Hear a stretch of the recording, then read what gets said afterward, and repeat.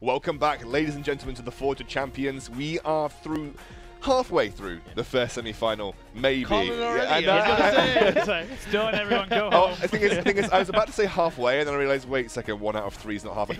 We are 33% of the way through, potentially, of somewhere between 33 and 50% of the way through this next semi-final between XL and Diabolus. We got it there. Anyway, it's been thoroughly exciting so far, honestly. You guys obviously were living the action. There was team fights left, right, and center, skirmishes all over the place. XL maybe overperformed, but maybe Diabolus underperformed. There was definitely some issues with draft. I just had a quick look at I'm part of the XL WhatsApp chat somehow, and so I just had a look at. Biased. That's why he held back his voice. That's why he wanted to quickly look XL 2-0. But I was talking, the guys were saying we think we drafted really well there. We were really happy with how it went, and so the inside camp from XL right now, we're happy with how that entire thing played out. It looks like Ferndog, one of the head coaches, like, yeah, we read them, we knew what was going on, we drafted to our win conditions, we played to our win conditions, and actually he said that we didn't expect, we weren't expecting to get a lead so early on, but they did, and they absolutely read that top lane dive as well. So this is a case of, I asked the same question to the guys last time we had Diabolus playing. Is it a case of Diabolus need to change how they approach strategy in game? Because when I talked to the guys last time, they said top lane dives, I mean, why change it if it's ain't broken, basically?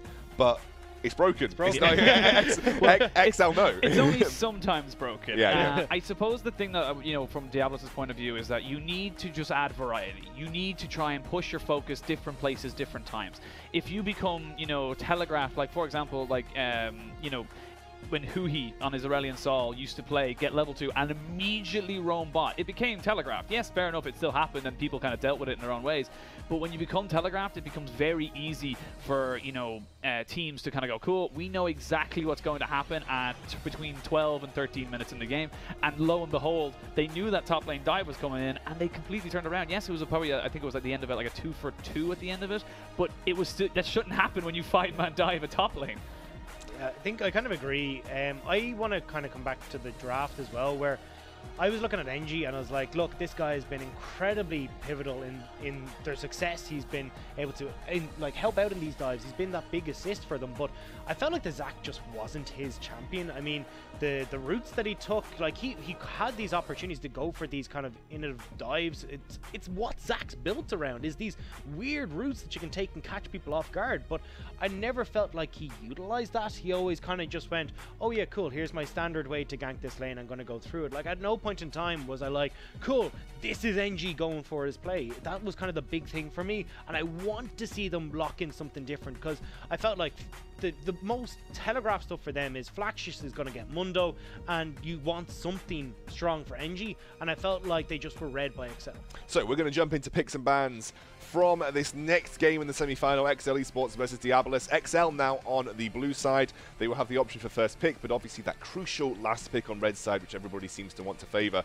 And we'll see whether they give more priority over to Zeph or Flaxish here, giving them maybe a bit more of a counter pick, giving them a bit more ability to read a composition from XL. But the bans so far shaking up a little bit, with Yasuo coming through, Lucian and Xayah actually being banned out for XL, and it's a massive bot lane stamp. They do not want to face that bot lane again. It is going to be the Yasuo Alistar. Where do you think we round out from here? I mean, it's probably hard to read given that we're seeing massive changes, but I think you just go towards banning junglers again as they lock it or ban it to Talia. I think it worked so well last time. Yeah. I mean, if it ain't broke, don't fix it. Again, sure. Just go with this. I mean, it's been working out for them. So I think XL right now, I'm in two minds. I think you could kind of go for the Sejuani lock up here and just take that one away. But there's stuff like Swain that's incredibly strong right now, is still open. Zoe is still there on the board if you want to go for that. Or actually the Nocturne as well is going to be their lockup. Yeah. That was banned. I think that was banned in the previous series. Banned by XL. Yes, XL banned it. They didn't want to give it over to blue side. Now that they have the opportunity, they are going to take it for that first pick. That's obviously, well, unless you're Vedius, that's definitely going in the mid lane. Sorry, not going. Definitely going in the mid lane. He's got to you. He's got already there. He got to me. I was watching him stream. I was watching him stream recently, and he was just like spamming Nocturne, obviously mid lane as well. No, it's definitely going in the jungle. Definitely. I mean, unless Vedius has now started coaching XL on the side, it should be going into Tax's jungle. And now we'll see what Diabolus look to round out with. The Braum coming through here, Gosu. Anything that you'd like to see picked up on the second rotation here? I'm kind of I wouldn't mind seeing, again, it's something in the mid lane or the jungle is kind of where I'm looking at right now, at least for Diabolos. I'm glad they locked in the Sejuani for NG. This was the pick for me that I was kind of like, this has been...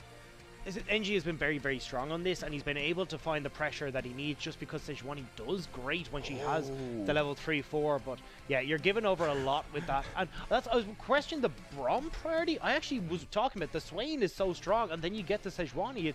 It's a lot there that you can utilize, and they haven't really found it. So, Zeph locks in Aurelion Sol. Now, Zeph is known for his Aurelion Sol play. You can see the LeBlanc ban coming through afterwards. That's one of the biggest counters to Aurelion Sol. They want to take that off the board immediately.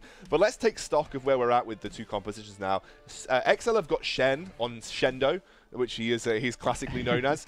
They've also likely got Rippy playing Swain. Now, Swain can be played bot, although I have lost every single game that I've had in solo queue of Swain top bot. as well. There's like, it's so open for the side of XL right now. They can swap up everything, which is why you can see that Diabolos are banning away mid laners. They're banning away the LeBlanc. They don't know what is going on with the draft right now, and that's a great spot for XL to be in, because it throws up the question marks for Diabolos as to what do we actually end up picking now. I think with the Aurelion Sol, they're kind of like, okay, we think the Swain's go mid because it works well. You can shove in the lane very effectively, and Swain doesn't have. But they wouldn't be banning mid laners, surely. I think they're trying to like wedge us into that. They're basically saying we would like Swain to go mid. We're trying to. We're cutting off everything. Can you just mess them and be like, hey guys, can you just put the Swain in? Be a bro. They're cutting off everything that they can in terms of. They're cutting off everything that they can in terms of direct counters in the mid lane to Aurelion Sol. I would love Rippy to just play something like Talon here. Like, that would be insane. And then you do have the Swain go bot, you have Shen go top lane. I think Talon is a very underutilized. I think Zed is even pretty solid in meta in certain scenarios. But they are kind of all in, and you do have to be very careful. We'll have to see where XL round things out with. So if they are going to go with the Camille, it means that it's Shen support. And you can... I was kind of surprised that popped up so quickly, but I mean, Quickstep likes disco. Yeah, so I mean, you can still stick the Swain in bot lane. You do all right with Shen because you got the taunt, you can pull him. But I actually think if you're going to be looking towards something like this, I mean, with the Ezreal there, actually there's not a huge amount of AADCs left that you can really go with. So I suppose, yeah, you're going to have to try and take something like the Swain in the bottom side of the map, and that means the Galio is going to be their next one. And I'm a big fan of this Hex Tech Ultimatum and the Galio combo. I think it's just so strong, particularly when you're looking at members like how effectively XL could dive in the last one, and then you've got Zeph there and the Aurelion Sol. They can just demolish that guy so quickly. So, I mean, XL's composition has been locked in here. It looks like it's going to be a very powerful kind of Swain bot lane with the protection of the Shen and the Galio, but the noise that Gosu made has definitely brought to light a matchup that would be very interesting. A lot of people call this a skill matchup, the Camille versus the Fiora.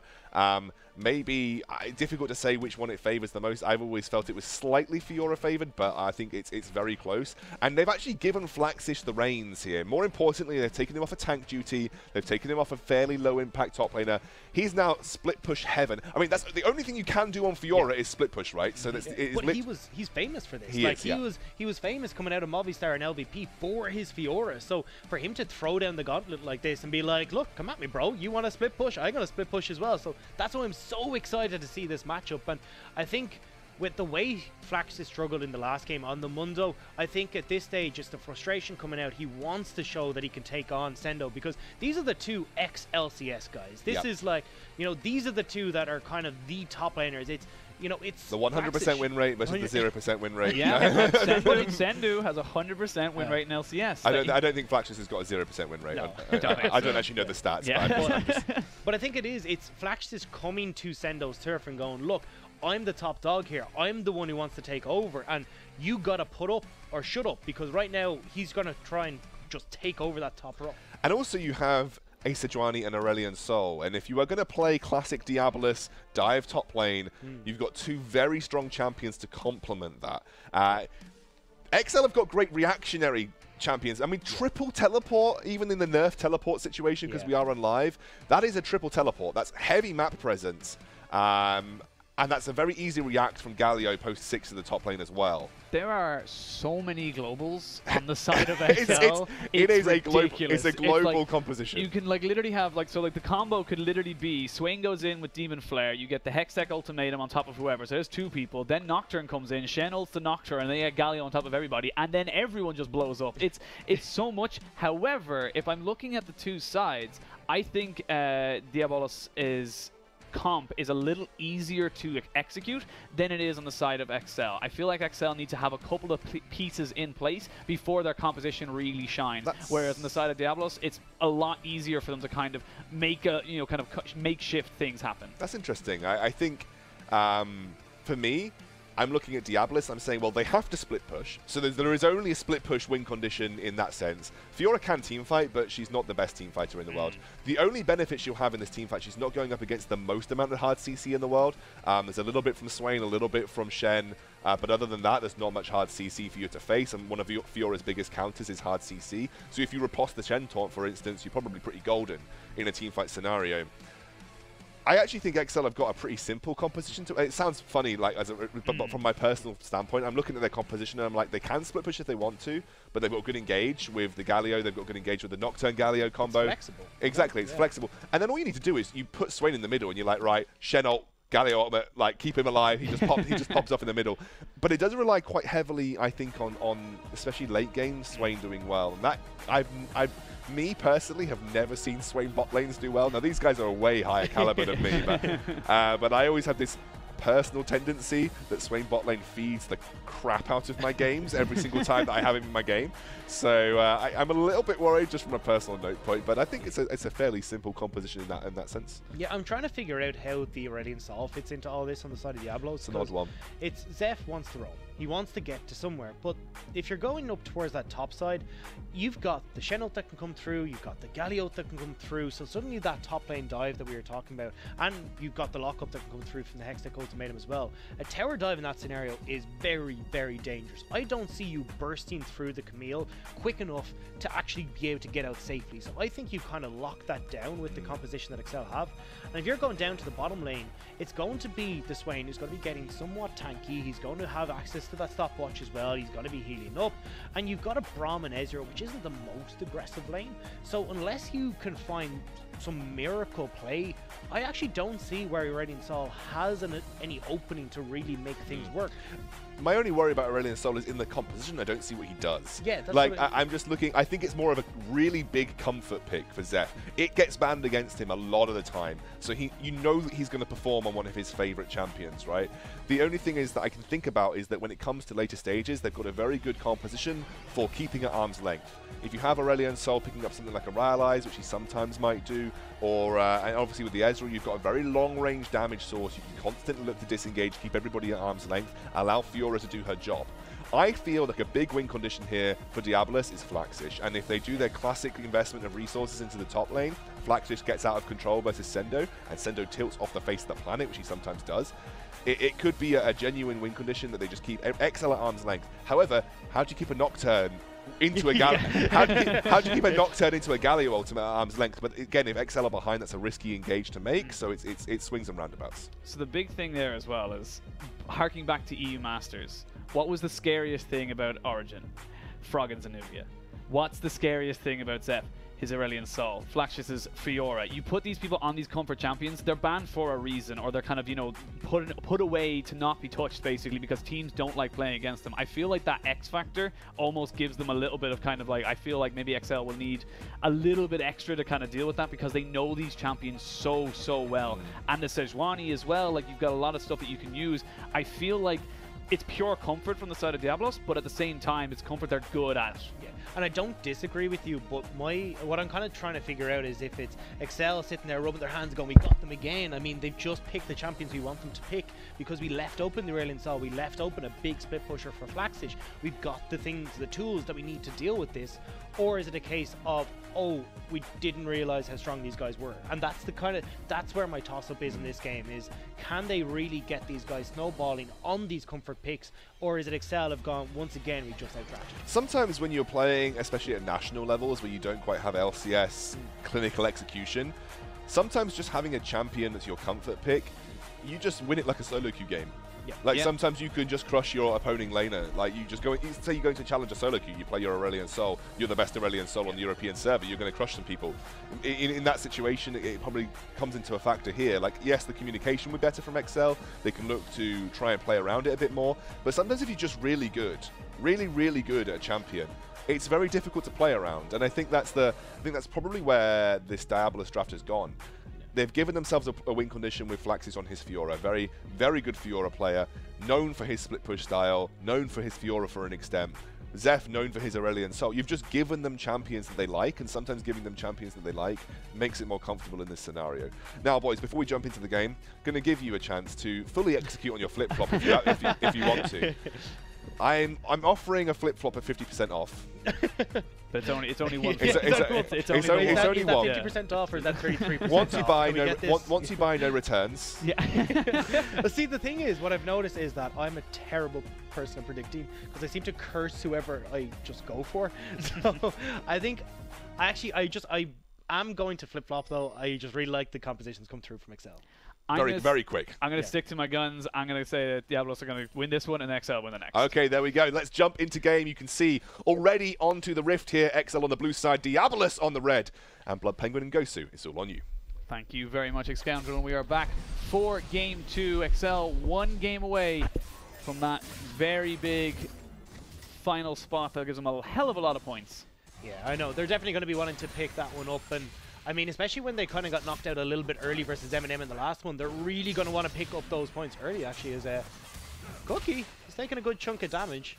Yeah, needs to be careful of those taunts, especially with the Aftershock and the Never Move as it hits on the two people. But again, have to watch this top side, and already we're seeing a pause just as we were about to go into it. But as you saw on the mini-map there, for a brief second, the Nocturne was top. So it was like, they know what they're doing. So we don't know exactly what happened, but Rippy did DC. Yeah. Oh, okay, so we're just going to wait. I don't know if Rippy's in the house at XL right now, so I think they obviously have their gaming house that's based near Reading. Yeah. So that's that. I can hear the summoner has reconnected. I thought we were back in game. I hear it in my ears. Like, so I'm hoping that means that we'll be back into game pretty shortly here.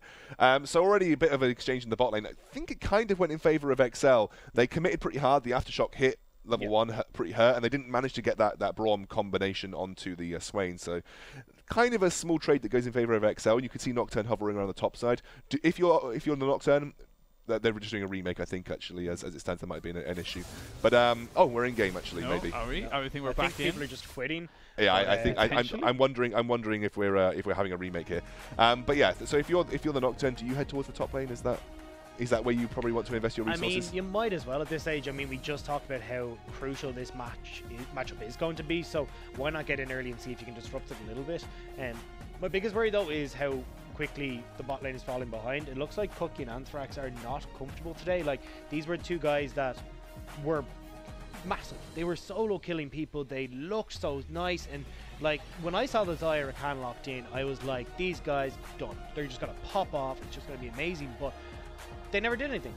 They never looked like they had that spark that was so crucial to Diabolus, and we're seeing the same again.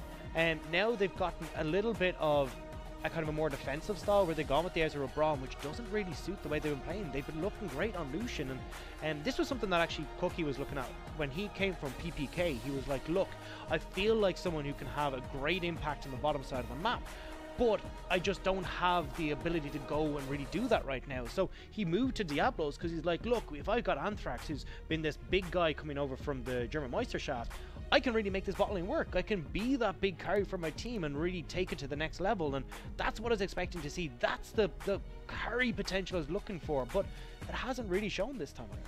So I have just been informed that it is a remake due to a bug with the new patch. They couldn't see the Aurelion Sol orbs. What a surprise. We're LCS boys. We've done it. Finally have an Aurelion bug. We made it. Yeah, obviously there's something that's happened in LCS quite a few times. That is the situation that we're in, so we are just waiting to see whether Aurelion Sol can be used due to a bug or not? And if Aurelion Sol can't be used, I assume we redo the whole draft. I was going to say, I don't think we've Chrono Break. I'm pretty sure we don't, and we don't have Shadow Play to look at all the different bugs, unfortunately. I'm not sure we have access to something like that, but basically we are just waiting to see whether we need to remake the whole game, whether we need to redo the whole draft. I think it's just going to be a test to see whether they can see the Aurelion Sol orbs again. But obviously, when this happens in the LCS, usually you're in a situation where it's Aurelion Sol off the table. Yeah. Which would lead to a full redraft, but we'll have to wait for the admins to get back to us on that. But something I did want to say, just as before we paused as such, just to kind of solidify your point on Cookie as such. Cookie seems to have joined Diabolus in the sense of like Diabolus have this kind of curse for them. They start off fantastically well, they do great, and then all of a sudden, slowly but surely, people find out how good they are. People find out what they do. People find, and they're kind of a one-track team. The same thing happened last season. They missed out on EU Masters, massive blow for their organization, who were, brought in Cage Roll and XLCS Pro and a lot of, kind of investment into that team. Now they're kind of back in again. First tournament looked brilliant, untouchable. This tournament, however, it's kind of like one or two small little hiccups. First game here, massive letdown for them, and we'll see how they kind of dealt with it, because right now, as much as I'm giving Comfort Picks a huge amount of leeway in their draft, Comfort Picks can only get you so far, and when you're forced back onto Comfort Picks, that's when you kind of start feeling a bit scared if you're a Diabolus fan. But it is, like you were talking about, it's a very similar stories to what we saw last time. It was bringing in XLCS, now we got Flaxfish, we had Kjo before, we have a great bottom laner, it was Smiley XD, who looked really good, and then he just kind of fell apart. So I feel like this is a story that's been told before for Diabolus, and I hope they can just get out of the rut, because it kind of gets to the point where teams are like, oh, you just do the thing? Right, we're just not going to let you do the thing. Yep. I think, obviously, if we have the Aurelion Sol come back and that changes the drafts completely, how much of an impact do you think this is going to have overall? Because just based on the drafts, who are you preferring just based on the drafts there? Based on the drafts, I was actually a big fan of Excel. I think they kind of read that the Aurelion Sol was going to be the champ that was picked up. Because the three champs that I kind of looked at for Zeph were Zoe, Aurelion Sol, and Rise. So the Zoe one, saw last game, didn't really have the impact you're looking for. So if Aurelion Sol is just gone now, it's kind of the Rise that they kind of have to go back to now. And if I'm on the side of Excel, I'm kind of going, oh great, Nick, that's a free ban for us essentially. And it's unfortunate for Diabolus, as you were talking about, two big comfort picks for them, and looked like it was really going to be a time for them to step up and show what they were really made of. But it may not be the opportunity for us to actually go see that. Can I flip-flop my prediction if Aurelion Sol is disabled? No flip-flopping on the desk. I gave you a one-time flip-flop opportunity, unfortunately. Damn. I missed the sale. And you have indeed missed the sale. It was a one-time flip-flop. I'm not going to offer it again, unfortunately. Scoundrels flip-flop. Yeah, flip-flop emporium. It's closed. It's closed for business, my mate. So yeah, but honestly, yeah, I'm not sure exactly how I feel about the drafts if they change up that much. I guess I would be still favoring XL because I think both of their drafts have been better in execution on the draft.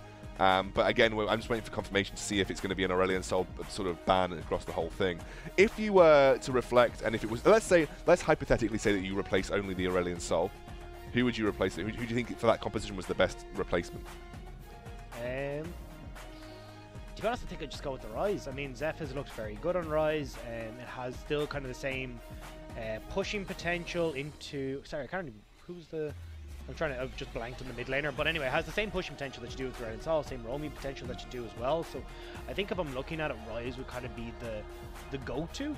And I think it kind of sets up well because you've got another form of CC, you've kind of got that mid-range damage that you really wanted, who can play around the fights, and sets them up a lot more for creative ways of getting to lanes and creative ways of playing around pressure. I mean, we've seen it in an LCS scenario where you can kind of go, cool, you stepped too far to go and take care of Flaxfish, right, we're straight into Baron Pit, and there's nothing you can do to stop that. So I think that kind of offers maybe a little bit even more to the Diabolus lineup, but it will have to see if Zeph is something that he wants to bring out. Yeah, we'll have to wait and see, but I think my choice is kind of a little bit off the wall. I would prefer to see maybe something like an assassin, like a Talon or something like that. I don't know exactly how practiced he is on that, but you know, at that stage when you're kind of pigeonholed into one particular style, I feel like something like a Talon and like, you know, kind of slowing down the Swain and, you know, kind of like the Galio's just going to push the wave and then move off to the sidelines. He's not going to be staying around for very much longer. Talon wants to do the exact same thing. So Talon's going to push the wave and then you look to try and get your side lanes going. So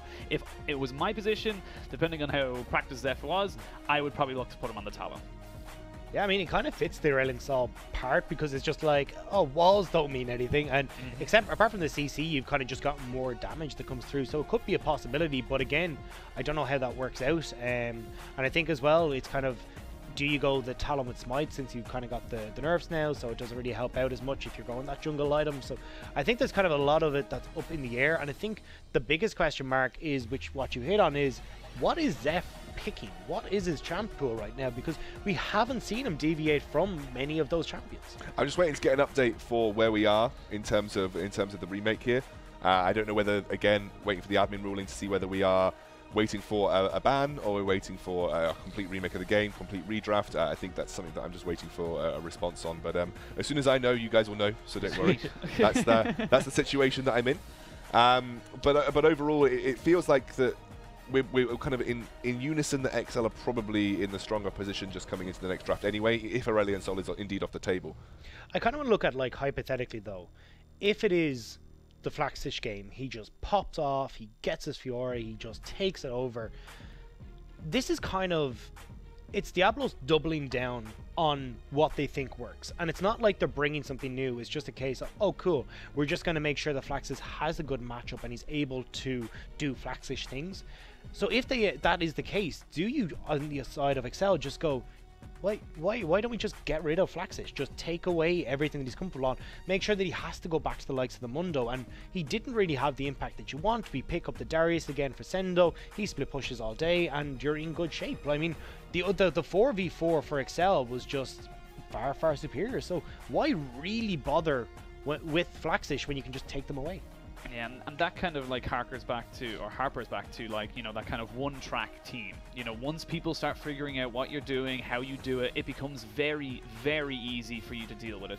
And, you know, Diablos, they have to, even if they come out of this series with a win, which would be fantastic for them, obviously going tomorrow's final, but even after that, if they win or lose, they need to make sure that, you know, they're not just the very atypical team that's getting caught out every single time by the exact same strategies.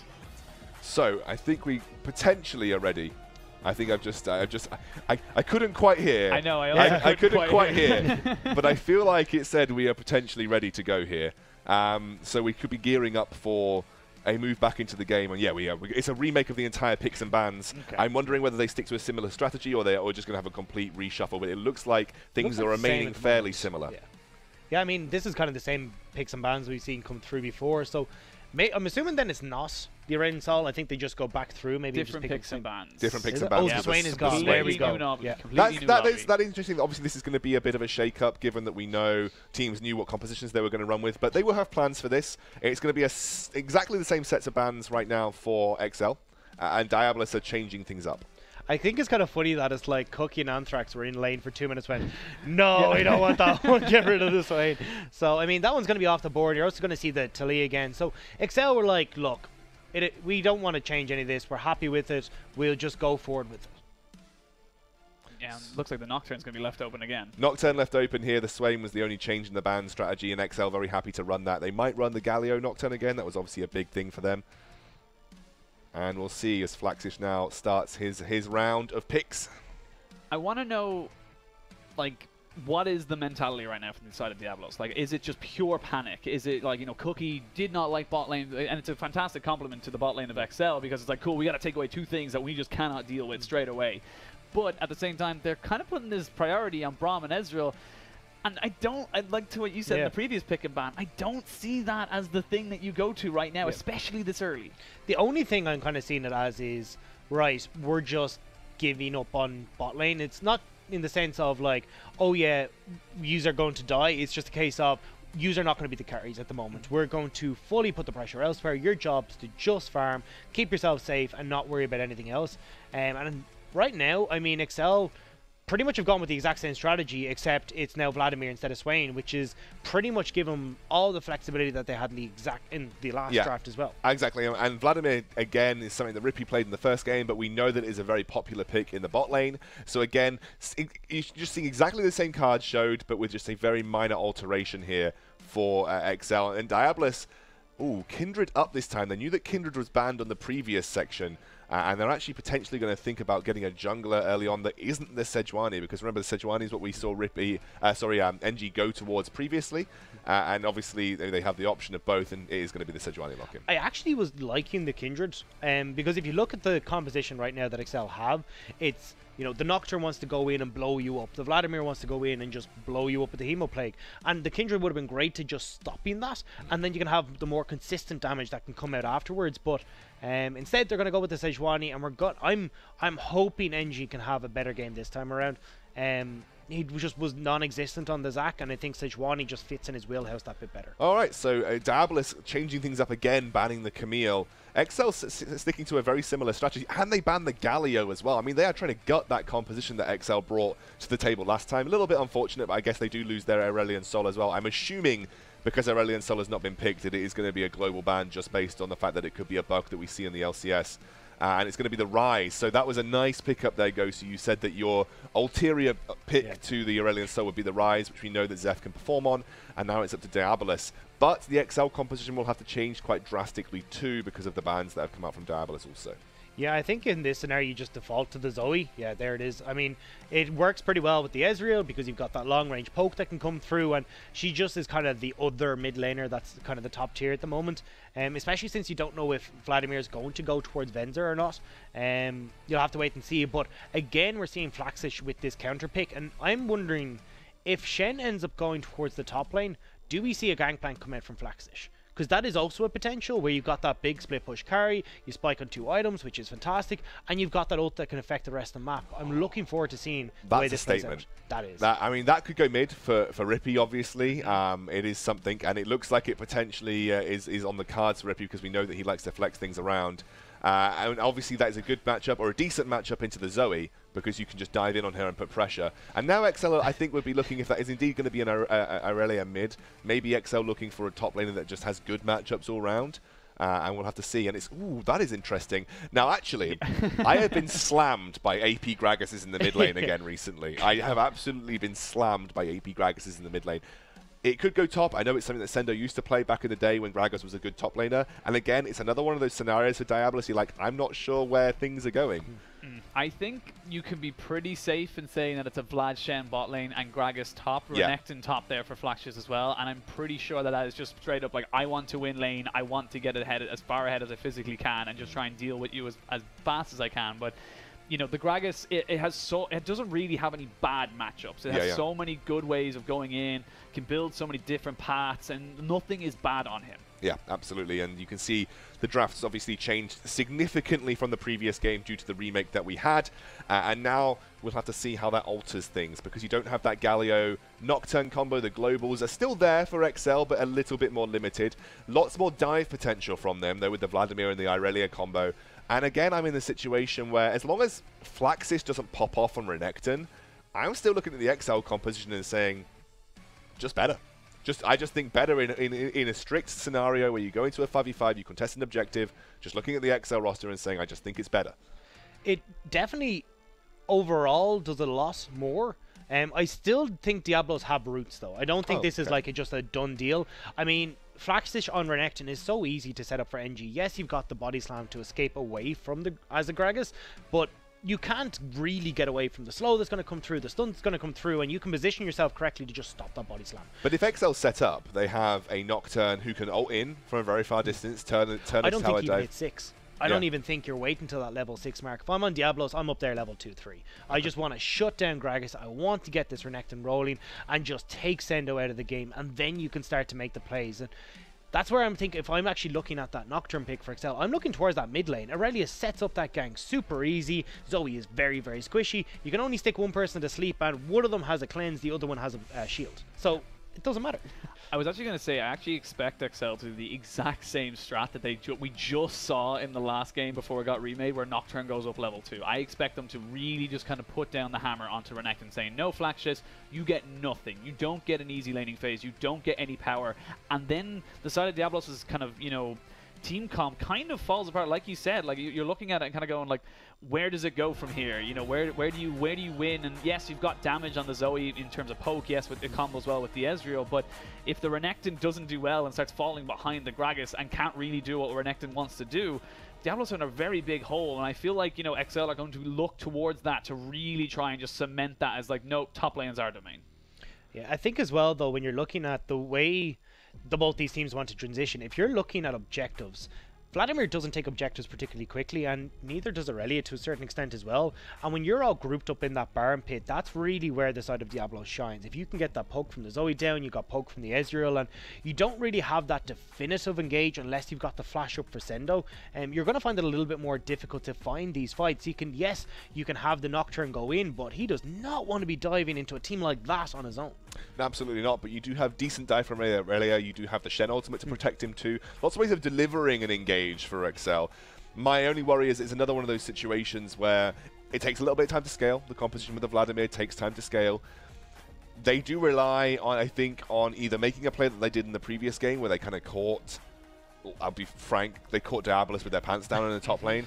And I feel like that was a big play that gave them the boost that they needed. I don't think Diabolus are going to give that away that easily this time. I think they might have learned lessons. A lot more vision control coming down, maybe a bit less reluctant to commit to a dive when they see XL hovering in the area. But I just, whenever I always talk about this, and it's something that happens in national leagues maybe more than the LCS. I look at that composition from Diabolus and I'm like, it's just not much damage. Just like in a strict teamfight scenario, there just isn't much damage. You've got Zoe, who's great at picking people off, like I said. I think Zoe snowballs really hard if she can snowball the laning phase, especially. I know that Flaxis on Renekton, given the right scenario, given the right platform, could just one-shot somebody. And then I've got Ezreal, who scales up a little bit, wants to get their double-tier item going. People still play double-tier Ezreal quite a lot. I'm just looking at it thinking that I just don't see the strict 5v5 scenario where they actually win. I 100% agree with you when it gets to that late game point where you are looking at that double tier item, the fourth, the fifth item that's coming through. I think though if you're looking at like the two items, which has kind of been the big proponents of this meta, is like how well do we hit or how hard do we hit when we hit that 2 item point? And I mean, if you've got Renekton who can work up towards an Essence Reaver, does a surprising amount of damage because he's got multiple casts are coming through. You're going to have the Ezreal have the Triforce and the Manamune. I mean, even to give you an idea, like Ezreals are now building Manamune first because they want to just complete the item because there's not enough time. They just want to get that item as fast as possible, and Triforce Spike just isn't worth it anymore. So it's all coming down to these 2 item spikes. How hard do we hit? And if you've got a Zoe on top of that, I think you do an incredibly good job. So you're saying Diabolus again need to execute the mid game really hard? It's mid game, exactly. And it's going to be talked about time and time again when you're looking at a meta like this. But mid game has to be first in favor Baron. of Diablos, and I think NG is now on a champion that he can actually do something with it. And I think if they can execute it, fantastic. But if we see NG go passive like we did in the last game, it's lights out for Diablos. I think a big teller of this kind of story or narrative around these two teams is where does that first ult from Taxer come from? The big paranoia Nocturne ult. It's 6 seconds of darkness. It is actually crazy how long that feels when you actually hit it. It's like, oh my god, I literally have no idea what's going on. And usually my teammates are kind of going, is it you or is it me? Who's on him? Where is he? But I think if, NG can kind of telegraph that ult, if he knows it's going to be top lane, or if he can tell that it's going to go mid lane, and he can reply with that, I feel like Diabolus will be in a much stronger position. But it's very difficult to do that without decent ward control, and that was something we didn't really touch on in terms of Diabolus. They weren't very good last game in terms of their, kind of aggressive ward control. They were kind of fine with their last-minute tri-bush wards or something just behind our own little ward, but they didn't get any, aggressive vision, and it really did kind of hurt them in that game. So we are going to jump into the game. Hopefully no remakes, no pauses, and we'll get into this second game of the semi-final. Ladies and gentlemen, it is XL versus Diabolus, and I'm going to give it over to BP and Gosu.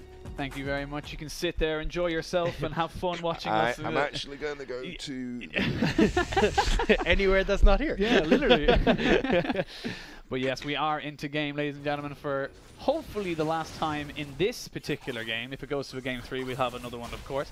But We are going into a fairly standard start for both junglers. Nocturne onto the red and Sejuani onto the blue. And over the first few minutes, it's all going to be about, you know, where the junglers go. Yeah, and I'm just looking at the minion dematerializers that have been picked up in the bottom lane. They don't want Venzer or Quickset to ever touch their tower. It's just like, it's just a case of we're going to be shoving in super heavily, trying to keep Venzer and Quickset down so then they can't really be getting ahead. Which means that realistically it could open up Taxer to try and make something happen down there, because there's the potential for being overextended, but we'll have to see. As already you can see Rippy getting the nice trades in onto Zeph. This is what I was talking about. Taxer up on that top side, level 2. He's going to be looking for something up on the, you know, kind of onto the Renekton, and I feel like that's the right call to make.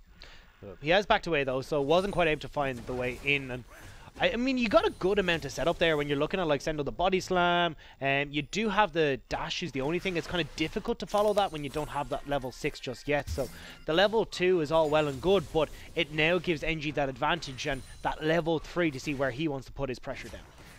We'll see where NG goes. He is on top of his red buff right now as we have a look at bot lane, which is being nicely pushed up by the side of Diabolus. Cookie and Antrax trying to make sure they establish dominance. Don't take any silly level 1 aftershock trades. It's all well and good once you don't get pulled back. The Swain is gone. It's okay. Oh, true, actually. Yeah, the never move is no longer a thing, but as you see Sendo taking a little bit of damage, and he should be pretty safe in this lane unless we see jungler intervention. Yeah, and that's what I'm looking to see is the way NG goes. I mean, realistically, we've seen him a lot of the time go for that level 3 gank, but I think with how overextended Flaxus is right now, he's not really going to be able to do that. I think it's back and then try and clear out the wolves and see if you can make your way Raptors, then for the gank in the top lane. Yeah, we'll see exactly how it all pans out. Looks like a full clear for both junglers on the mini-map there, as Sendu pushed well into his turret, as Renekton does. Welcome back, ex-scoundrel. Yeah. Yep. He joins us back. He just wants to enjoy the game. Yeah. But yeah, no, it's going to be kind of just the early stages is going to be kind of passive. I mean, which it shouldn't be, which is what's killing me, is that like I really want to see what NG can do, and you can see now he is actually, he's going to be going back up towards that top side, so gonna have to see what he'll be able to. I don't know, it looks like he's going for back. This is where, so what I was talking about was I wanted to see him back go wolves and towards the Raptors, so then by the time he got up towards top side, the way he would have been able to push out a little bit, you'd actually be able to catch Sendo, as you can see right now after the TP, but they're going for the dive. They are going to go for it. No tower aggro just yet, but there's the flash in and the first blood to NG. Yeah, you could see Sendo went very, very low after Flaxish got him with a full combo right before he went underneath that tower, and he moved so far back to try and get the port that it was an easy dive for NG. So I take back all the criticism I was about to give him. Yeah, well, this is exactly what Diabolos want. They get the TP now out of the Gragas. They've got Flaxius up on the lane. He's 10 CS up. The kill goes over to NG onto his comfortable Sejuani. That's a win-win. Yeah, I mean, might get a little bit of a help out here though, because you can see Rippy has made his way up with NG. We're going to be jumping into this replay. It's just going to be a case of double dash through the wave for Flaxish, and it's an easy pickup. NG was able to cut him off, and there's not much you can do. Flaxish just gets there to just secure the kill as soon as possible, but NG is completely gone. Ends up trying to pick up that Rift Scuttle, gets collapsed on by Rippy, and Taxer is able to pick up the kill. Yeah, looks like Gragas was involved in that as well, as he did get a little bit of an assist, so definitely something that XL capitalizing on NG being a little bit too aggressive even, and ends up trading back a kill, so we're back into an even game very early on. And the big problem was that was on the strong side of the map for Diabolos as well. They were just able to kill Sendo, but Sendo teleported back before Flaxish was. He was back in base, which meant that all of that pressure that they just created up there has all gone to naught. They've now given that kill over to Taxer. Hasn't even hit level 6, but will have a bit of extra coin in his pocket to make that big gank you were talking about work, PB. Yeah, we'll see a PB. I was thinking I'm a little bit hungry, and I was like PB and J, and then I was like, first of all, it's not even, it's BP, not BP. Yeah, I can't even say it incorrectly. See, there you go. Yeah, that took me so off guard. Like, it was crazy. But look, I just stick to Ushi. The Irish is easier, but you can see here. This is the replay, and this is what I was talking about. It was like Rippy has just been able to get the stun onto him. It's an easy collapse there. Flaxish can't go over aggressive because he hasn't got his flash available. He's also hasn't got his back in, so Sendo's actually stronger than him right now. And Rippy not quite able to connect, but it doesn't matter.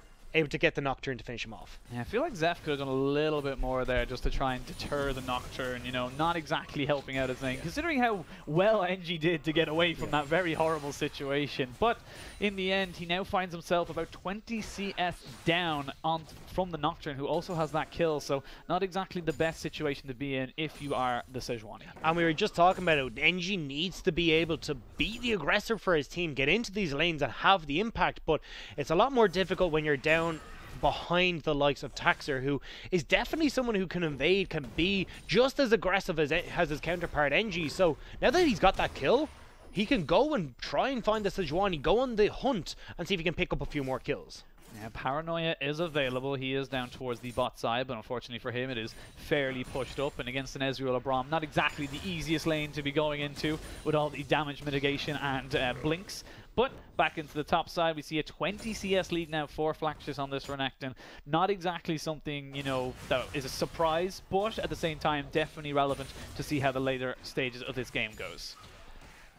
I'm looking towards the Dragons, and right now, an Ocean Drake would help out the likes of Excel pretty heavily. When you're looking at Sendo, who's going to be taking these trades pretty hard against Flaxus, wants to have that mana regen there, so then it can help him out. The health regen would be pretty nice as well when he's taking unfavorable trades. So just it all kind of helps out that top lane, even in the mid lane as well. Rippy being able to go that little bit more aggressive and doesn't have to worry too much about the poke that's coming through from Zeph. So it'd be interesting to see if they do want to go towards that.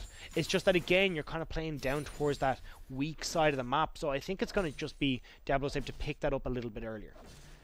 And Diabolus definitely have a timer on their composition. They really want to try and push those mid-game spikes. Like you said, with the Mirror Mana, with the Triforce, the 2 items onto Renekton as well with the Essence Reaver, they're the times that you want to have the fights going on. But we'll have to see exactly how it all pans out. XL just passing through the river, establishing their vision, making sure that there's nowhere that NG can be that they don't know he is. Yeah, and you can see as well that it's actually Diablos who are doing the same, but they're doing the defensive warding. Ooh, quick Seth. Quickstep needs to be careful, does not get hit because of the W and ends up backing away. Pretty safe, doesn't take the extra proc damage, and needs to be careful though. That was a lot of quick damage coming out from the Ezreal now that he's finished that Sheen. Yeah, I'm just looking here at this top lane. Oh, there it is. Yeah, there it is. And as I said, the Sejuani just not quite there. Explosive cast goes out alongside the Stand United, which was on top of the Paranoia. And now NG is in a lot of trouble, forced to use the Glacial Prison. Only has a 1.25 stun on it now. Will potentially be able to get out of this alive, actually. Not exactly a huge amount of movement speed, but with the Dustbringer able to do a lot of damage. They're actually going to leave him for alone. While that was happening, it's going to be decided Diablos will get a lot of damage onto this turret. Fool me once, shame on me. Fool me twice, and it's NG running with his tail between his legs. This is time and time again a replay that we've seen where he's just not quite able to get in and be that influence in the top lane. Particularly, I like how Quickseth is joining them in the top lane. It just gives them all the advantages in the world. Taxer, though. Yeah, needs to be careful. Did spell shield the Sleepy Bubble Trouble, but that does mean that NG does get an opportunity to try and counter gank. Not able to pick up anything more than just the one little Raptor. Stun there lands and backing away. But all of a sudden we're seeing again XL, they're the ones dictating the pace. And this is all coming back towards Zeph. Zeph and NG to be specific, because we're talking about Zeph has kind of been the third man in this roaming squad of death that has essentially come through for Diablos. They've always been up in the top lane, but right now Rippy has just been matching them pace for pace and has actually been the one who's roaming first. He got up towards that top side of the map that ended up resulting in the first death for NG. Now he's roaming towards the bot lane and is able to keep Cookie and Anthrax at bay, and he's been slowly just chipping away at NG as he goes back and forth between the river. So it's Rippy who has complete control of this mid lane, and there's nothing that Diablos can do about it. NG is now trying to break that hold that he has, but I think it's a bit too late. Yeah, he's already nearly 30 CS down. Like, that is a massive difference, especially this early on in the game. We're only hitting 11 minutes, so definitely NG. And we talked about how he was so good and comfortable on this Sejuani. It just doesn't look like he is at the moment. It's not him playing poorly, it's Excel reading him. And that's the big problem, is that you could see Flaxus was going aggressive to try and get onto Sendo, and they're like, great, that's exactly where we're going to go. Taxer, you're up. Quickset, let's go.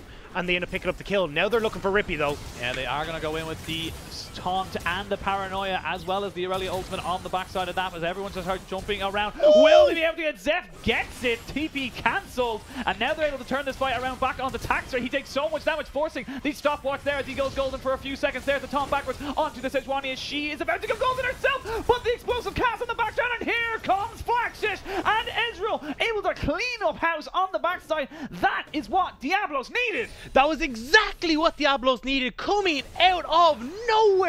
One gank and everyone joins the party, and it's Excel who find themselves on their backsides as Diabolus just walked through. Sendo wasn't able to get to the fight in time, but Cookie with the instant TP, Zeph managing to work his way through the fights, picks up the kill on the Rippy. Yes, he goes down in the end, but it doesn't matter. He's done the work. He's gotten Taxer low, he's gotten Rippy low, and it ends up all going into the back pockets of Diabolus. Yeah, a lot of summoners blown, a lot of darting to and fro. There was so many things blown in that fight, so many stopwatches, so many summoners. But at the end of the day, Diabolus find themselves back into a kind of a positive footing in this game. They still are only about 500 gold ahead, so it's nothing to be writing home about. But at the same time, it's positives for the side of Diabolus. Yeah, and that's what we needed to see, was something to get them back in their flare, and this is it now. Oh, that is a very bad Chemo Plague, actually. Completely misses everybody. And that's a forced ultimate and the pool as well. So it's technically a successful gank. Nothing burned on the side of Diabolus. Yeah, you could see a little bit of a panic moment there for Venza. It was just like, just get it out, get me a hill, get me something. So then I have some hope of surviving. But wasn't needed in the end. But I mean, we were just saying NG needs to be the guy to roam, needs to be the guy to help out. And now that he's gotten himself back in the right footing, he's got the kill, he's got the 3 assists. He's still behind on the CS, but it's not the end of the world. It's gotten him to the point where he can now challenge these ganks from Taxer. Yeah, we talked about Sejuani. Oh, maybe not this one. Maybe not this one, but XL going to be caught out. There's another paranoia. There's the ultimate as well. Whoa! Wide shot there from the Glacial Persian, but Zeph is now here. Stan United does come in. The taunt comes out onto NG, and the rest of the Diabolus are saying, sorry, son, we are out of there. We do not want to go into that, but they still get a push on the bot side.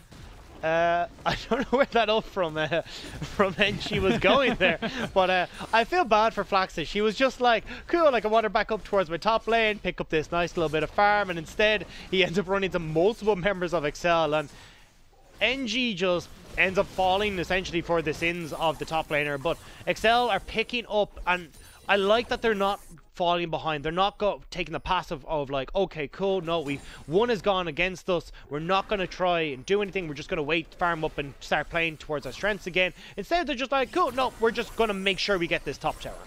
Yeah, actually, TP coming in here. That is going to be from the Ezreal off on the backside. Zender taking a lot of damage. Now he's forced to go away. Oh, the turnaround! The turnaround damage is ridiculous. Here comes the flash W there from the Zoe, trying to get on top of this.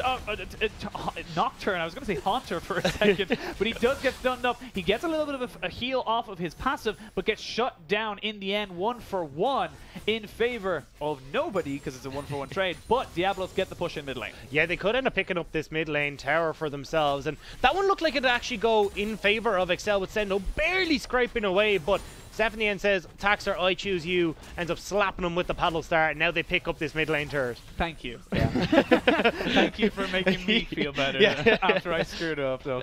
But we're going to have a quick replay into that. But look at the turnaround damage they're able to put onto Flaxis here. Yeah, I know. Like, I was wondering why Sendo was taking so long to flash, and then it was just like that perfect body slam picks up right as the Renekton is coming through, and there's very little they can do. And then you could see Taxer tries to be the man, tries to be able to save Sendo, but instead ends up falling himself. But it means that they still get the mid lane turret, so Diabolos do end up coming out on top of that whole trade. But Excel now are looking to see if they can pick up this Drake, even the Rift Herald, just before Ezreal and the remaining members of Diabolus get in here, but it's been sniffed out by Anthrax. They have been sniffed out. There's the paranoia right on top of the Ezreal in the top side. Cookie now forced to use his Arcane Shift away. It is actually going to be an engage coming in here now. Great spell shield there to stop the Glacial Prison, but it's now a full-blown fight as Aurelia is onto the backside. Flaxis trying to do as much as he can, as well as the Vladimir just doing so much damage. Great explosive cast to really separate everybody.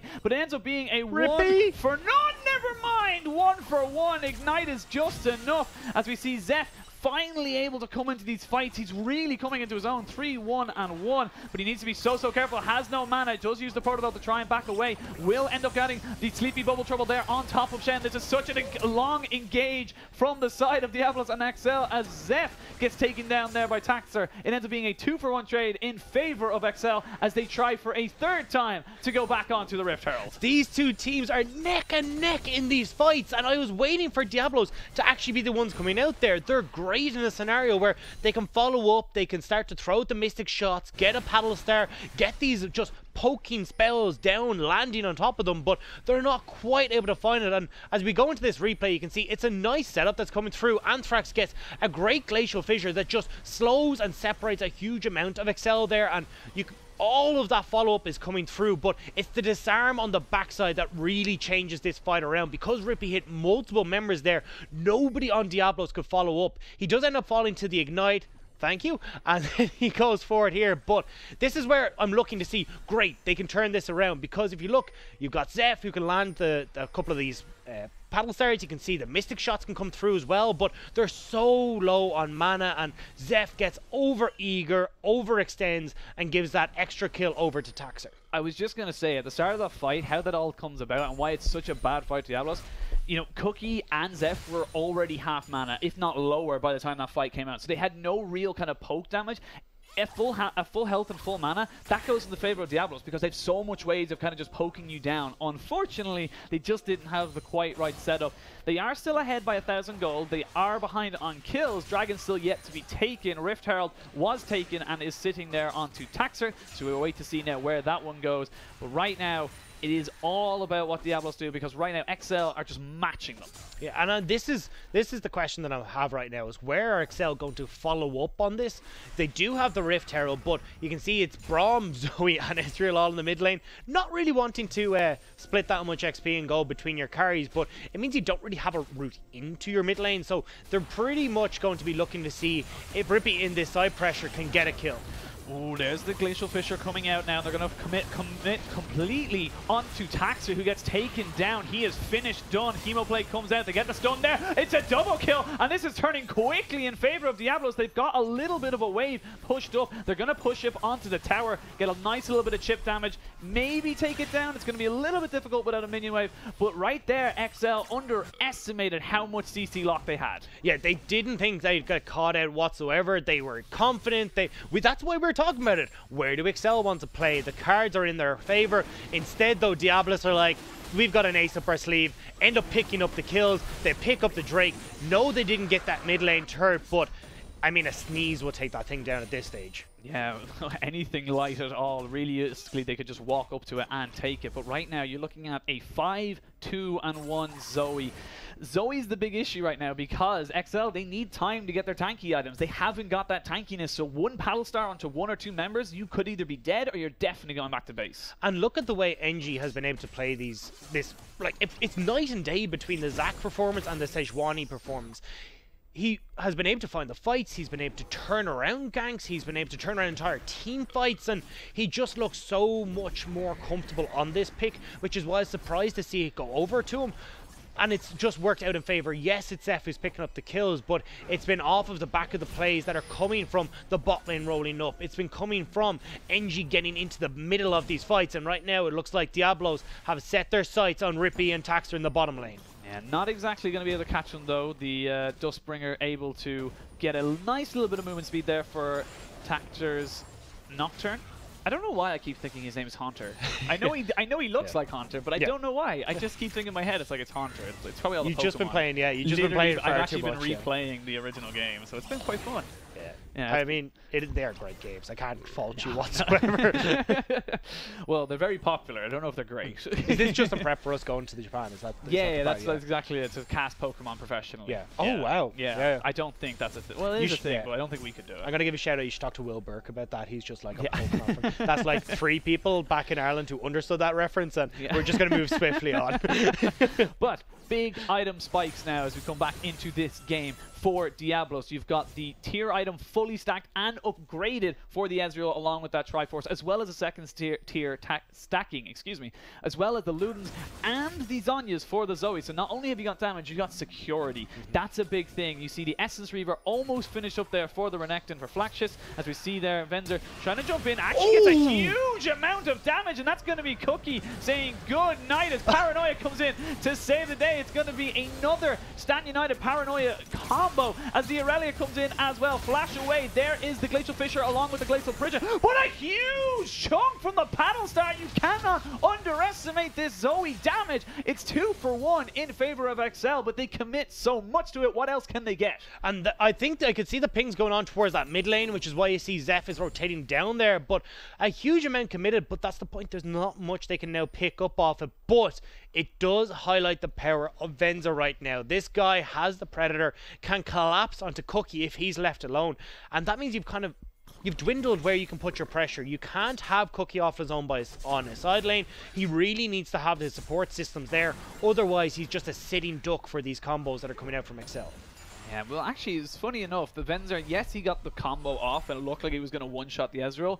He still didn't, and that's important to note because it shows that, you know, they had to commit the Paranoia and the Stan United just in case the Nocturne got killed as well. So there's two, oh, and a TP actually as well, I do believe, on the backside of that as well from Ascendu. So there's 3 globals just gone. Your Stan United, your Paranoia, and your Teleport all gone off the table. And actually, as I say that, we're going to see another move here as Flaxius comes in. He's being absolutely berated by 3 people, gets ignited. And that is going to be another kill. XL say you do not get any right to farm in the bot lane. Especially not that far up. I mean, Diabolos didn't have any waves. They weren't putting pressure. Ezreal was wandering through river to get up towards top side of the map. So that's just kind of a sloppy error coming out from Flaxish. Had no right to be there. Ends up going down. Maybe they can get the top lane turret, but I mean, it's a consolation prize. You've kind of lost all of your map pressure now. Honestly, I think if you're Diabolos right now, money is the game. What you want now is gold in your pockets. And I think trading a kill for a tier 1 turret in the top side opens up the map a little bit more for you. However, like you say, it's how they react to losing all that map pressure, losing all that vision, losing all that different kind of, you know, setup. And right now, it looks like XL, they're going to be the ones who are going to push into this mid lane. But I think Diabolos have a good answer to it. Yeah, we're going to have to see, though. Zeph is trying to put the poke down. Minion wave is no longer there. And here comes the engage. Here we go. Glacial Prison goes down, as well as the Glacial Fisher, forcing out Ignite and Flash there from Rippy. We're going to see another Sleepy Triple Bowl. You need to be so careful of these. And Sendu, you have no Flash. You have nowhere to go, and it's a shutdown. Flaxius gets revenge. Sendo, no. Ends up getting caught out on the side. And it was a great collapse coming through from Diabolos. NG pulling the trigger at the right time to keep them locked up underneath the tower. Diabolos now looking towards this Baron. I don't think they want to start it off. I think they just want to get vision, but Zeph might have other ideas. Oh! Ooh, that was a good spell shield, but so much damage there on top of Taxer. He's forced to back away now immediately as the rest of Diabolos just forcing themselves in on top of this XL lineup. And there's going to be another little bit of a catch, a slow land, a Sleepy Bubble Trouble, and that's going to be the engage. Paranoia goes down defensively for the first time. Hero play ain't going to do you anything, my friend. And that is going to be Vladimir falling. Huge move of momentum in favor of Diabolos. They look in control right now.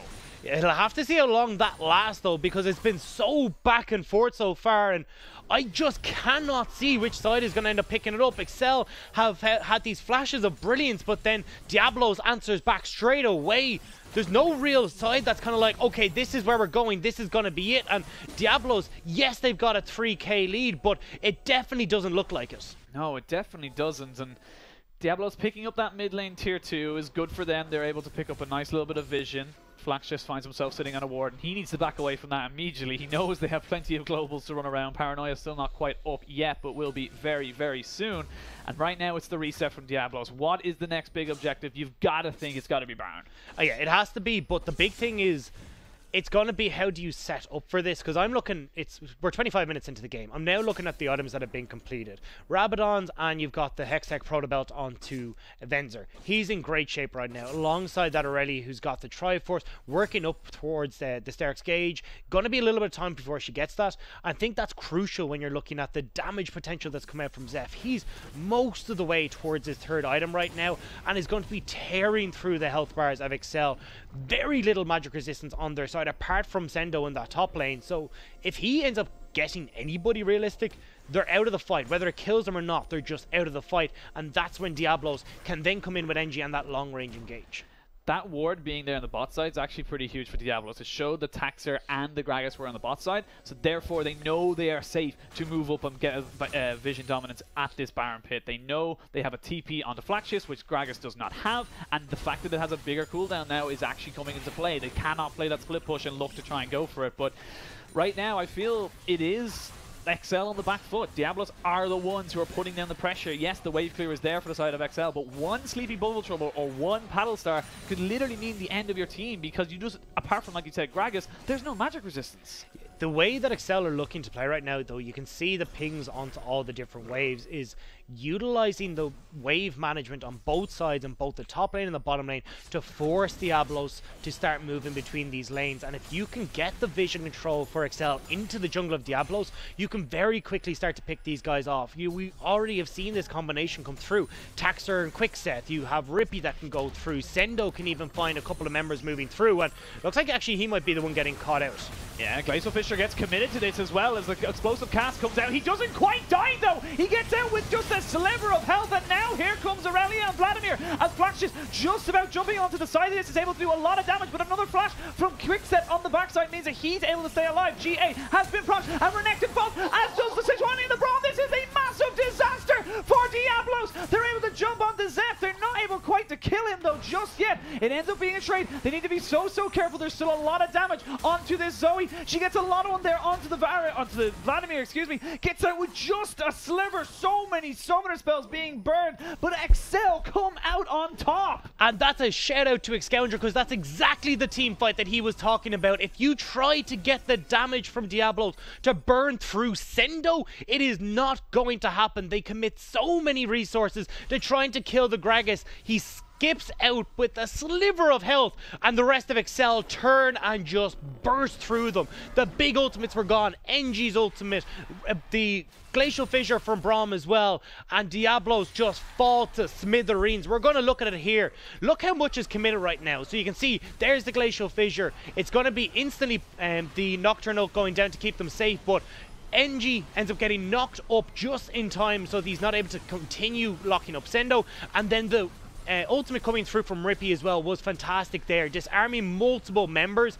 And just like flash, flash, flash, the GA coming through as well. It's XL on the slightest of health bars able to pick it up, but a fantastic fight from then. And crucially, it was just coming down to the knock up from Sendo, giving him that split second to get away.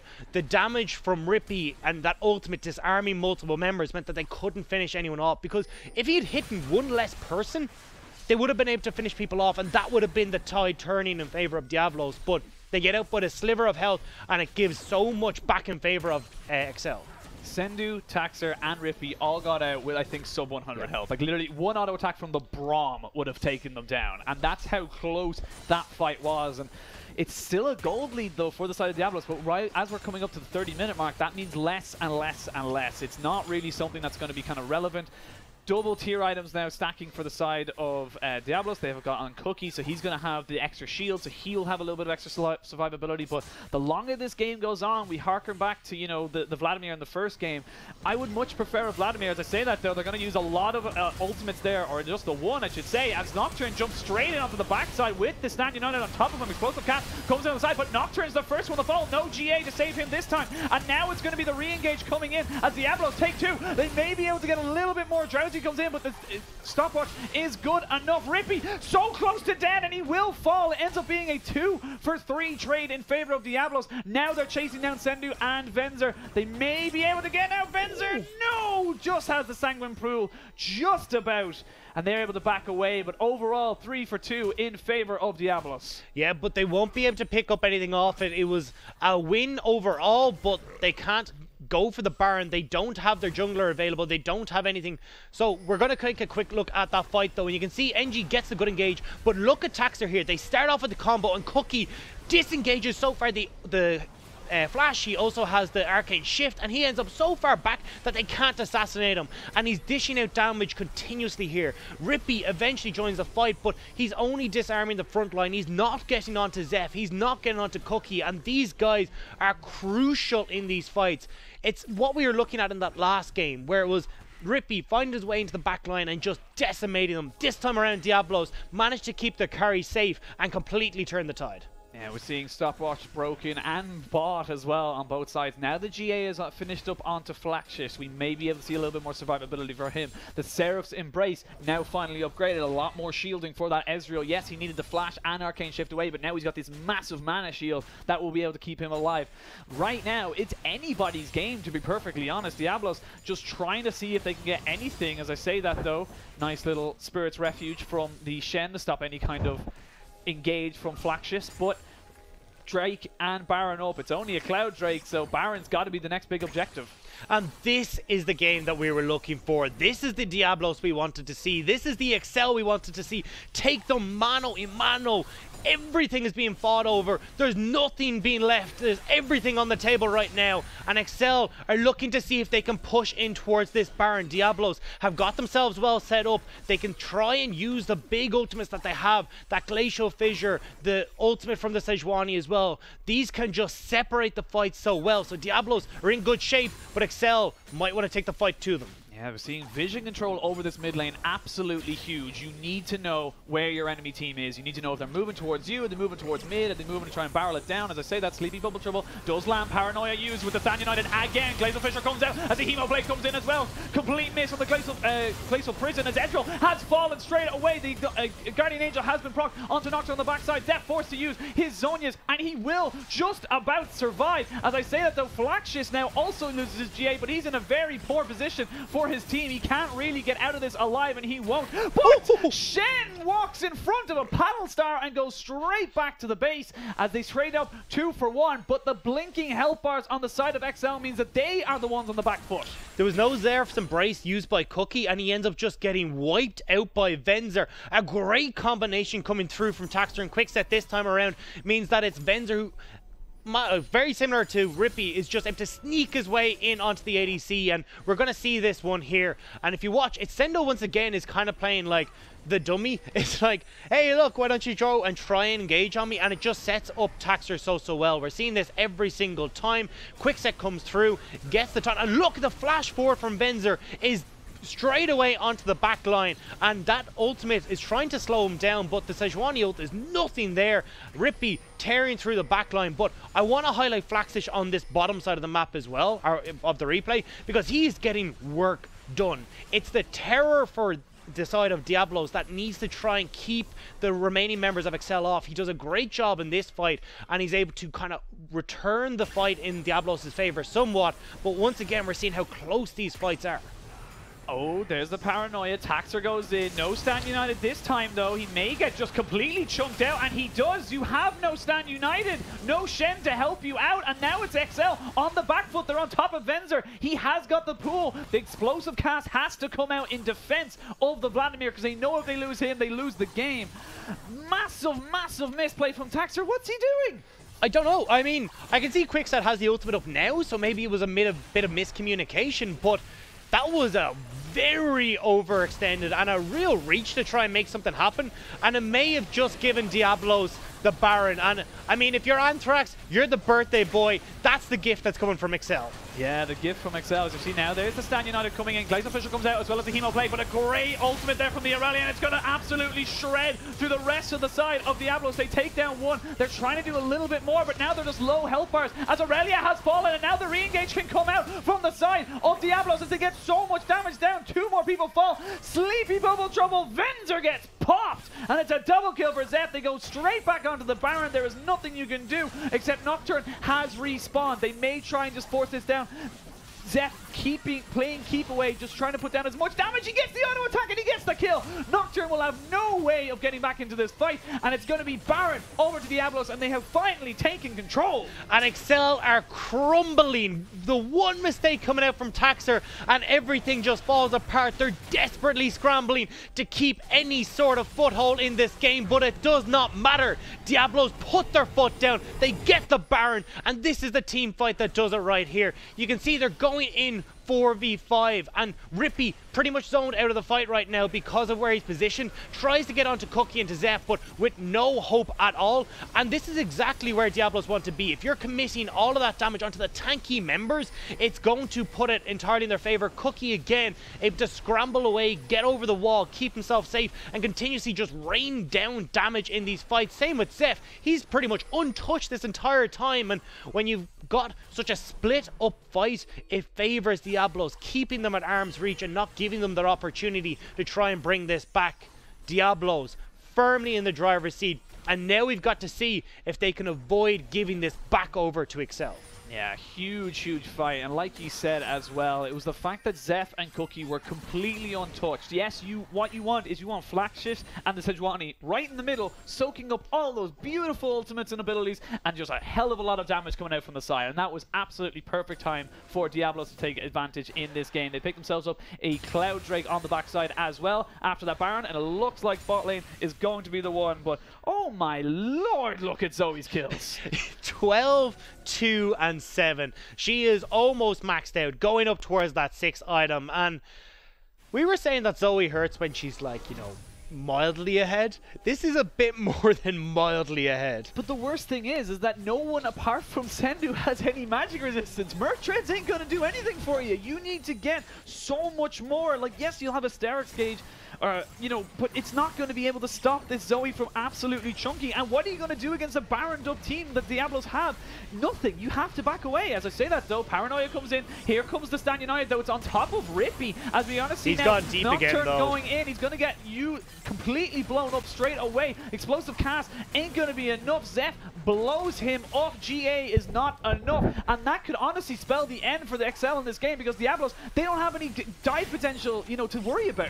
Yeah, I mean, they're going to pick up the inhib at least anyway. They might try and push on for more, but XL still have a good few members there, but maybe not if Zeph can get his hands on a few of them. They will start taking down these inhib turrets, though, as Flaxus goes a bit low. Yeah, they will take down the first one. That is the first one to fall as the Aurelia ultimate comes in, but now they jump back straight onto her. No real engage available without the Stan United and the Paranoia. It was a complete misplay. I feel like he clicked on Rippy instead of on the Nocturne, and here we go. Evo play coming in, and actually going to get a lot of damage. Sendu falls, Zeph actually falls as well. That's the big carry gone down. Now Venzer completely untouched in the back of this fight, but is it going to be enough? I don't believe it is, and that's going to be the rest of XL.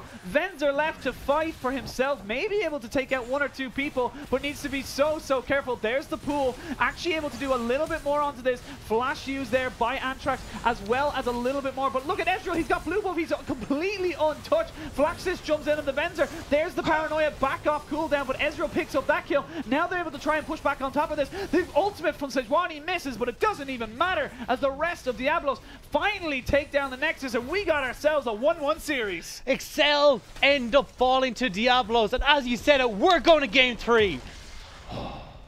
That was not clean. You can tell by our fantastic OE, it's not the cleanest game ever, but Diabolos, they got the job done. Yeah. You alright? You okay, Scoundrel? That game. Yeah, that was a game. That was a game. That happened. We saw that. That was on our screens. We casted it. That was on our screens. Yeah. How do you guys sort of see what went wrong there? Because it looked like XL seemed to bring their way back into this game, then it just immediately sort of barreled out of control.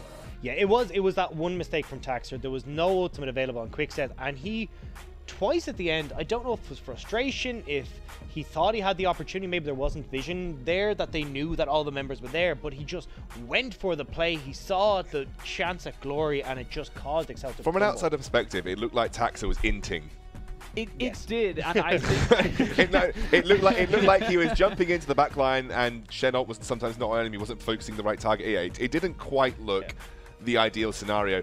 And honestly, XL looked like they were lost in team fights. They weren't committing to a target. They allowed the Ezreal and the Zoe to play the range game versus them. They got picked off one by one. That's the kind of ideal team fight that you want for the Diabolus roster. And honestly, it looked like it didn't look like a clean game for Diabolus, absolutely not.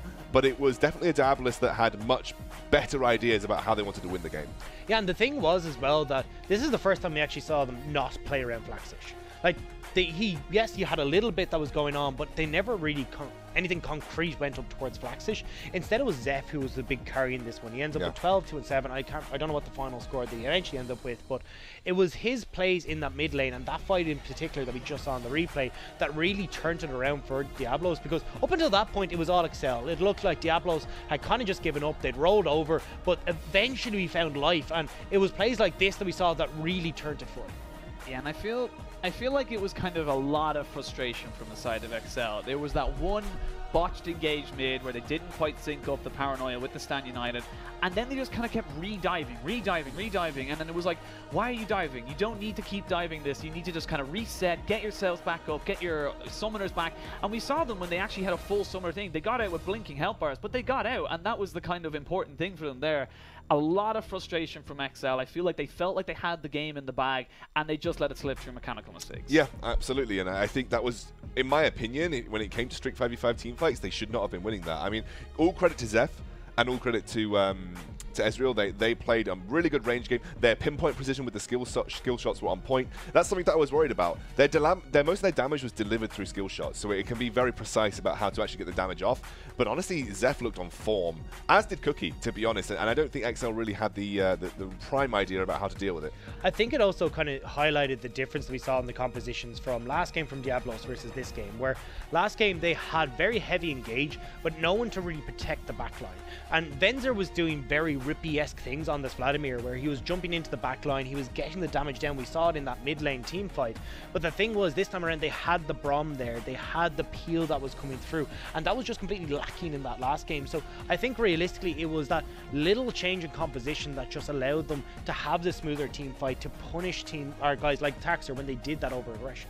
Yeah, I think as well, like, you know, not so much calling out Venzer or anything like that, but like you can see some kind of old school AD carry habits coming out there, where every now and again, like as Vladimir, you are to run in, and that's your job. You just run in, and you know, every now and again you can see he just kind of like, you know, he tries to back away, like right here, he's backing away. It's like, you're not supposed to be backing away. You're the Vladimir, you're supposed to get in there, and that's a very AD carry, you know, kind of player mindset of like, I need to back away, I need to stay safe. But I think that replay just highlights it, where it's a case of, oh, I'm in the team fight, and instantly pools.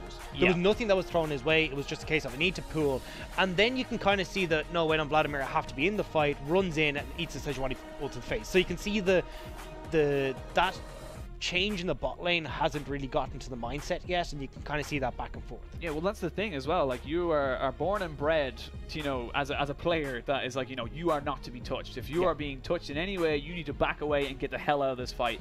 And, you know, we saw that from Cookie many times. He would flash Arcane Shift. He was out of there straight away. However, with Venzer, it seemed to be like a conflict of kind of what he needed to do. His instincts were telling him to go away.